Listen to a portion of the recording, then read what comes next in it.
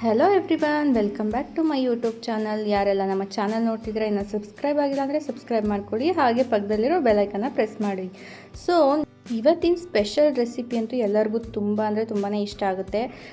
Diet ಮಾಡಿಕೊಂಡು tasty ಫುಡ್ನ ತಿನ್ನಬೇಕು ಅಂದ್ಕೊಂಡಿರೋರಂತೂ ಈ ಒಂದು ರೆಸಿಪಿನ ಮಿಸ್ ಮಾಡದೆ ಟ್ರೈ ಮಾಡಿ. ಯಾಕಂದರೆ ಈ ಒಂದು ಸೋಯಾ ಚಂಕ್ಸಲ್ಲಿ ಪ್ರೋಟೀನ್ ರಿಚ್ ಇರುತ್ತೆ. ಸೊ ನೀವೇನಾದರೂ ಪ್ರೋಟೀನ್ನ ಜಾಸ್ತಿ ತಿನ್ನಬೇಕು ಅಂತ ಕಾನ್ಷಿಯಸ್ ಆಗಿ ತಿಂತಾಯಿದ್ರೆ ಈ ಒಂದು ಸೋಯಾ ಚಂಕ್ಸ್ನ ನಿಮ್ಮ ಫುಡ್ಡಲ್ಲಿ ಆ್ಯಡ್ ಮಾಡ್ಕೊಳ್ಳಿ. ಹಾಗೆ ಟೇಸ್ಟಲ್ಲಂತೂ ಯಾವುದೇ ಕಾಂಪ್ರಮೈಸ್ ಇರೋದಿಲ್ಲ, ಅಷ್ಟೇ ಟೇಸ್ಟಿಯಾಗಿರುತ್ತೆ. ನಿಮಗೆ ಡಾಬಾ ಸ್ಟೈಲಲ್ಲಿ, ರೆಸ್ಟೋರೆಂಟ್ ಸ್ಟೈಲಲ್ಲಿ ಮಾಡೋ ಅಂಥ ಗ್ರೇವಿ ಥರ ತುಂಬಾ ಚೆನ್ನಾಗಿರುತ್ತೆ. ಇದನ್ನು ಮಾಡೋದಂತೂ ತುಂಬ ಸಿಂಪಲ್ಲು. ಫಸ್ಟಿಗೆ ನಾನಿಲ್ಲಿ ಸೋಯಾ ಚಂಕ್ಸ್ನ ತೊಗೊಂಡಿದ್ದೀನಿ. ನಿಮಗೆ ಕ್ವಾಂಟಿಟಿ ಎಷ್ಟು ಬೇಕೋ ಅಷ್ಟು ತೊಗೊಳ್ಬೋದು.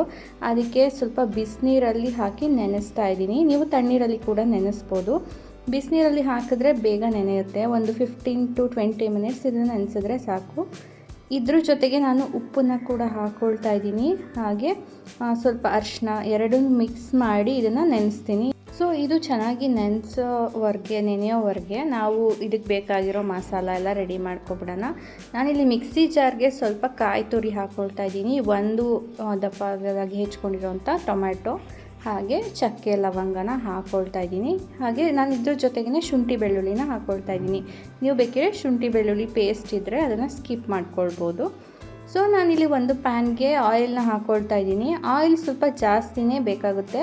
ಇನ್ ಕೇಸ್ ಆಯಿಲ್ ಜಾಸ್ತಿ ಯೂಸ್ ಮಾಡಲ್ಲ ಅಂತ ಅನ್ನೋರು ಬೇಕಿದ್ರೆ ಕಡಿಮೆ ಹಾಕಿದ್ರೂ ನಡೆಯುತ್ತೆ. ಬಟ್ ಜಾಸ್ತಿ ಇದ್ದರೆ ಸ್ವಲ್ಪ ಚೆನ್ನಾಗಿ ಅನಿಸುತ್ತೆ ನಿಮಗೆ ರೆಸ್ಟೋರೆಂಟ್ ಸ್ಟೈಲಲ್ಲಿ. ಸೊ ಇದಕ್ಕೆ ಒಂದು ಪಲಾವ್ ಎಲೆನ ಹಾಕ್ಕೊಳ್ತಾ ಇದ್ದೀನಿ. ಹಾಗೆ ಚಕ್ಕೆ ಲವಂಗನ ಹಾಕ್ಕೊಳ್ತಾ ಇದ್ದೀನಿ. ಎಣ್ಣೆ ಬಿಸಿ ಆದ ತಕ್ಷಣ ಇದಿಷ್ಟು ಹಾಕ್ಕೊಳ್ಬೇಕು. ಸೊ ಒಂದು ದಪ್ಪ ಈರುಳ್ಳಿನ ಸಣ್ಣದಾಗಿ ಹೆಚ್ಕೊಂಡು ಇಲ್ಲಿ ಹಾಕ್ಕೊಂಡಿದ್ದೀನಿ. ಜೊತೆಗೆ ಒಂದು ಅರ್ಧ ಸಣ್ಣದಾಗಿ ಹೆಚ್ಕೊಂಡಿರೋಂಥ ಟೊಮೆಟೊನ ಹಾಕ್ಕೊಳ್ತಾ ಇದ್ದೀನಿ. ಇದು ಆಪ್ಷನಲ್ ಟೊಮೆಟೊ ನಿಮಗೆ, ಯಾಕಂದರೆ ನಾವು ಆಲ್ರೆಡಿ ರುಬ್ಬೋದಕ್ಕೂ ಹಾಕ್ಕೊಂಡಿದ್ವಿ. ಬಟ್ ಇದರಲ್ಲೂ ಹಾಕೋದ್ರಿಂದ ಚೆನ್ನಾಗಿರುತ್ತೆ ಟೇಸ್ಟು. ಸೊ ಇದೆಲ್ಲ ಚೆನ್ನಾಗಿ ಫ್ರೈ ಮಾಡ್ಕೊಳ್ಳಿ. ಟೊಮೆಟೊ ಸ್ವಲ್ಪ ಸಾಫ್ಟ್ ಆಗಬೇಕು. ಸೊ ಅದಕ್ಕೆ ಉಪ್ಪನ್ನು ಹಾಕ್ಕೊಳ್ತಾ ಇದ್ದೀನಿ, ಬೇಗ ಸಾಫ್ಟ್ ಆಗಲಿ ಅಂತ ಹೇಳಿಬಿಟ್ಟು. ಸೊ ಇದೆಲ್ಲ ಚೆನ್ನಾಗಿ ಮೀಡಿಯಮ್ ಫ್ಲೇಮಲ್ಲೇ ಇಟ್ಕೊಂಡು ಚೆನ್ನಾಗಿ ಫ್ರೈ ಮಾಡ್ಕೊಳ್ಳಿ. ಟೊಮೆಟೊ ಸಾಫ್ಟ್ ಆಗೋ ತನಕ ಇದೇ ರೀತಿ ಫ್ರೈ ಮಾಡ್ಕೊಳ್ತಾ ಇರಿ. ನಾನೀಗ ಇದಕ್ಕೆ ಒಂದು ಅರ್ಧ ಟೇಬಲ್ ಸ್ಪೂನಷ್ಟು ಚಿಲ್ಲಿ ಪೌಡರ್ನ ಹಾಕ್ಕೊಳ್ತಾ ಇದ್ದೀನಿ. ಸ್ವಲ್ಪ ಧನಿಯಾ ಪೌಡರ್, ಹಾಗೆ ಸ್ವಲ್ಪ ಗರಂ ಮಸಾಲ ಹಾಕ್ಕೊಳ್ತಾ ಇದ್ದೀನಿ. ಇದೆಲ್ಲ ನಾನು ಸ್ವಲ್ಪನೇ ಹಾಕ್ಕೊಂಡಿದ್ದೀನಿ. ನಿಮಗೆ ಮಸಾಲೆ ಜಾಸ್ತಿ ಇಷ್ಟ ಅನ್ನೋದಾದರೆ ಸ್ವಲ್ಪ ಜಾಸ್ತಿ ಹಾಕ್ಕೊಳ್ಬೋದು. ಬಟ್ ಸಮ್ಮರ್ ಆಗಿರೋದ್ರಿಂದ ನಾನು ಮಸಾಲ ಕಡಿಮೆ ಹಾಕ್ಕೊಂಡಿದ್ದೀನಿ. ಸೊ ರುಬ್ಬಿಟ್ಕೊಂಡಿರೋಂಥ ಮಸಾಲನ ನಾನೀಗ ಇದಕ್ಕೆ ಆ್ಯಡ್ ಮಾಡ್ಕೊಳ್ತೀನಿ. ಇದು ಚೆನ್ನಾಗಿ ಹಸಿ ವಾಸನೆ ಹೋಗೋವರೆಗೂ ಚೆನ್ನಾಗಿ ಫ್ರೈ ಮಾಡ್ಕೊಳ್ಳಿ ಮೀಡಿಯಮ್ ಫ್ಲೇಮಲ್ಲಿ ಇಟ್ಕೊಂಡು. ನೀರು ಬೇಕಂದರೆ ನೀವು ಜಾಸ್ತಿ ಹಾಕ್ಕೊಳ್ಬೋದು, ಇಲ್ಲ ಗಟ್ಟಿ ಇರಲಿ ಗ್ರೇವಿ ಅಂತಂದರೆ ನೀವು ಇದೇ ರೀತಿ ಮಾಡ್ಕೊಳ್ಬೋದು. ಸೊ ಇದನ್ನು ಕೂಡ ನಾವು ಚೆನ್ನಾಗಿ ಫ್ರೈ ಮಾಡ್ಕೊಳ್ಬೇಕು. ಈ ಒಂದು ಗ್ರೇವಿ ಏನಿದೆ ಎಲ್ಲರಿಗೂ ತುಂಬಾ ಇಷ್ಟ ಆಗುತ್ತೆ. ನೀವು ಚಪಾತಿ, ದೋಸೆ, ಪೂರಿ ಇದ್ರ ಜೊತೆ ಎಲ್ಲ ಕಾಂಬಿನೇಷನ್ ಚೆನ್ನಾಗಿರುತ್ತೆ. ನಾನಿಲ್ಲಿ ಇದನ್ನು ಒಂದು 5 ಮಿನಿಟ್ಸು ಮೀಡಿಯಮ್ ಫ್ಲೇಮಲ್ಲಿ ಇಟ್ಟು ಈ ರೀತಿ ಚೆನ್ನಾಗಿ ಬೇಯೋದಕ್ಕೆ ಬಿಡ್ತೀನಿ.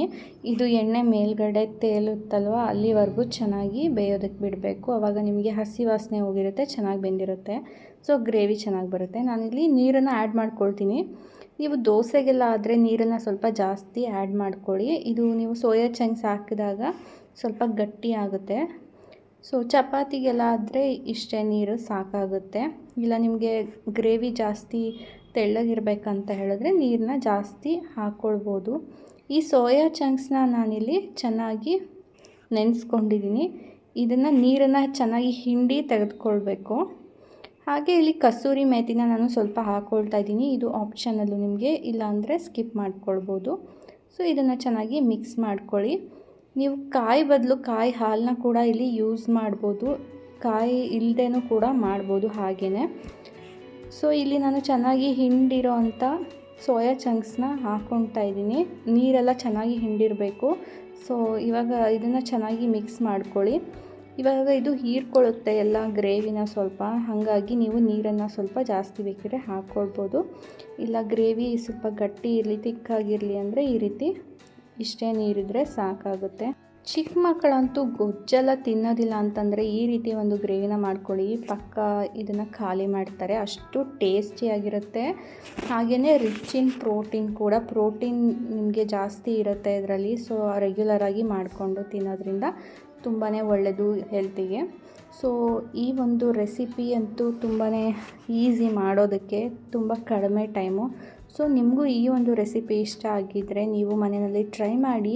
ಹಾಗೆ ಹೇಗಿತ್ತು ಅಂತ ಕಮೆಂಟ್ ಬಾಕ್ಸಲ್ಲಿ ಕಮೆಂಟ್ ಮಾಡಿ. ನಮ್ಮ ಚಾನಲ್ಗೆ ಇನ್ನೂ ಸಬ್ಸ್ಕ್ರೈಬ್ ಮಾಡಿಲ್ಲ ಅಂದರೆ ಸಬ್ಸ್ಕ್ರೈಬ್ ಮಾಡ್ಕೊಳ್ಳಿ. ಈ ಒಂದು ರೆಸಿಪಿ ಇಷ್ಟ ಆಗಿದ್ದರೆ ಲೈಕ್ ಆ್ಯಂಡ್ ಶೇರ್ ಮಾಡೋದನ್ನು ಮರಿಬೇಡಿ. Thank you all.